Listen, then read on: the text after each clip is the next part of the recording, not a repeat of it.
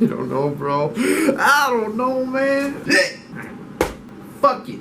Fuck it. Alright, we're going with this topic. Listen, I have failed to make this video so many times. 3-4 times. I was sitting at my computer doing an assignment. I was like, yo, I want to talk to the freaking camera. But I tried several different topics. I ended up just like rambling on like a teacher. Like, I don't know, it just didn't feel right. And I get like 3-4 minutes in.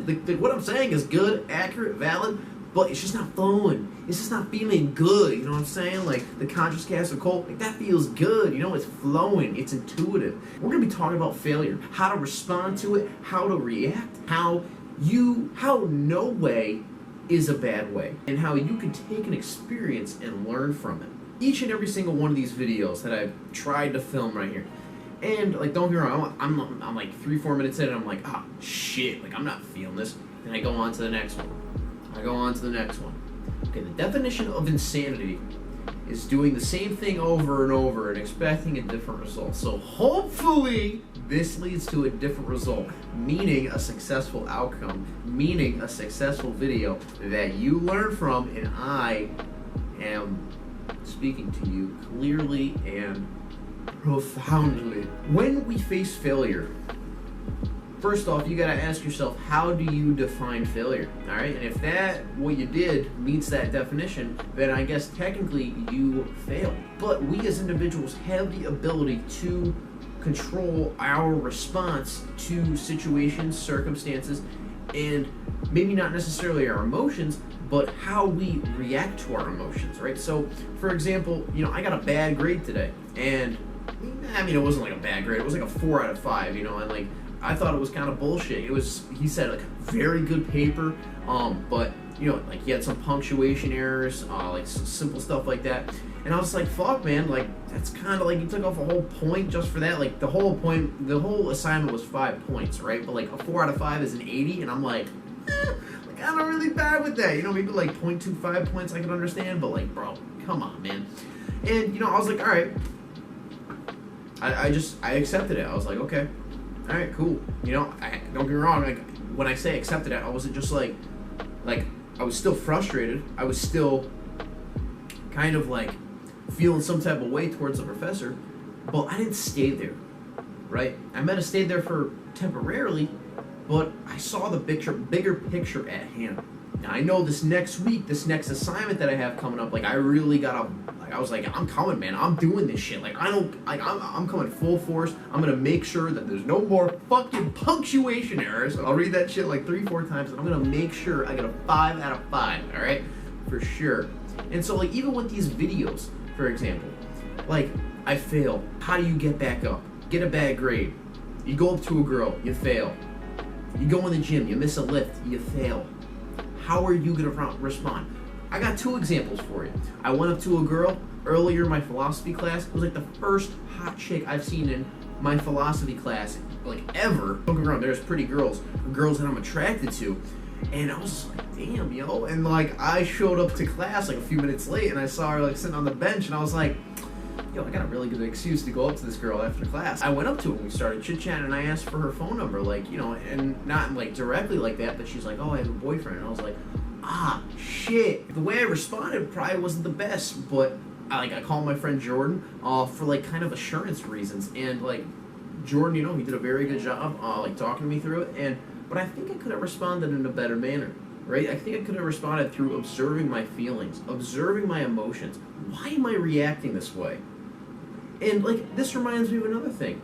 I was making a salad at work, and I don't know why, this is a while ago, and someone in the kitchen made a comment, and I immediately thought, like, a negative comment, and I asked myself, why am I interpreting this way? Like, I took a third person step back, right? This is kind of like through meditation. You become the silent observer, and you begin to question yourself. And that opens up a portal of a shit ton of awareness. Because when you do that, you make inner space. And when you do that, you begin to question those conditioned autopilot habits, right? Because if you're always thinking negatively, you're always going to be thinking negatively, right? Like, that's just habit. That's your foundation. That's your program. But when you begin to question that program, the program begins to change. And when that program begins to change, that's when your external reality begins to change. Because what do you know? You're interpreting differently. And what do you know? That interpretation is changing your attitude. That attitude is changing your beliefs. And that beliefs are changing the way you act, right? And the way you act over time, 27 years, 27 days to create a new neural pathway, and boom, you got a new behavior that suits your life better and meets your preferences to what you want to do. Through this questioning, I was like, why do I react so negatively in certain situations? Like, I don't act upon it, but luckily for me, I've developed an awareness of where I can question myself in that third person. Another example for you. I was in the gym, and I tweaked my back-to-back times, right? Fuck me, dude. Like, so you can either take a whole bunch of circumstances. Well, either you could be demotivated, be like, dude, I'm never gonna get back up to what I was at, because I was literally back at what I was lifting wise, like squatting. I was squatting like 305 for 4. You know, for me, that's really good. Deadlifting, it wasn't like going too well, but like I was like 315 for 4. Like that was kind of what I was doing. Like it's not how the best I've ever done, but I was getting back up to what I used to be when I was a fatty. And like bench, it was going okay. But I tweaked my lower back, and what do you know? It throws off my deadlift and bench. Or not deadlift and bench. Deadlift and squat. Now I couldn't squat for 2 weeks. But now I'm getting back to it. I've been through this before. I've been down this road many times. And I know the routine, the structure, and how to respond to this situation to get back to how I want. And so you can take a bad path. You can take a path of agony. You can take a path of, just pitying yourself, of feeling bad for yourself. But how are you going to respond? Just the same way I've failed filming this video 5-6 times now. How are you going to respond to that failure? Because a lot of times we don't accept what is, right? And so when I say what is, I mean everything that's already around us, right? We're not questioning like the what if. We're not trying to add like, oh, I wish this thing was better. If it had this, or this thing's bad because of this, it should have this. Like, don't get me wrong, there's nothing wrong with that. But like when we forget that conscious awareness of how we can just take a step back and just like, okay,